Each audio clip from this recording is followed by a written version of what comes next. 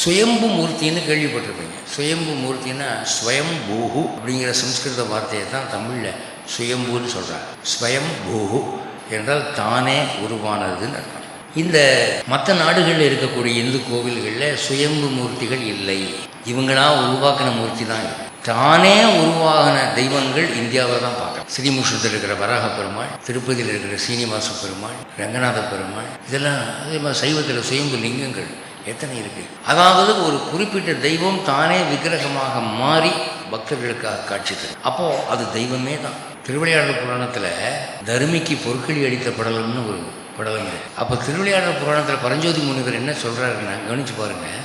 பாண்டிய மன்னனுக்கு என்ன பாட்டு தேவையோ அது தனக்கு வேண்டும் என்று இன்னொரு புலவன்கிட்ட போகலை. அவர் தருமி இன்னொரு புலவன்கிட்ட போகலை. போய் சொக்கநாத பெருமான்கிட்ட போய் மச்சனன்ட்டு பேசுகிற மாதிரி பேசுகிறார். அந்த பாட்டை கொஞ்சம் கொடுத்தினா தேவையில்லை, எனக்கு 1000 பவுன் கிடைக்குமில்ல அப்படின்னு ரொம்ப தத்ரூபமாக நிஜமாகவே மனுஷன்கிட்ட பேசுகிற மாதிரி போய் பேசுகிறார். சொக்கநாதர் பார்க்குறாரு, இவ்வளவு ஆஸ்திகம் வந்துருச்சா, இவனை சும்மா விடக்கூடாது, இவனுக்கு ஏதாவது செய்யணும் அப்படின்னு நேரே வந்து புலவராக தோன்றி கொங்குதையர் வாழ்க்கை அஞ்சரை தும்பி காமஞ்சப்பா அது கண்டது முடியுமோ அப்படின்னு பாட்டு எழுதி கொடுக்குறாரு. அது தப்புன்னு ஒருத்தன் சொல்லிட்டாங்க.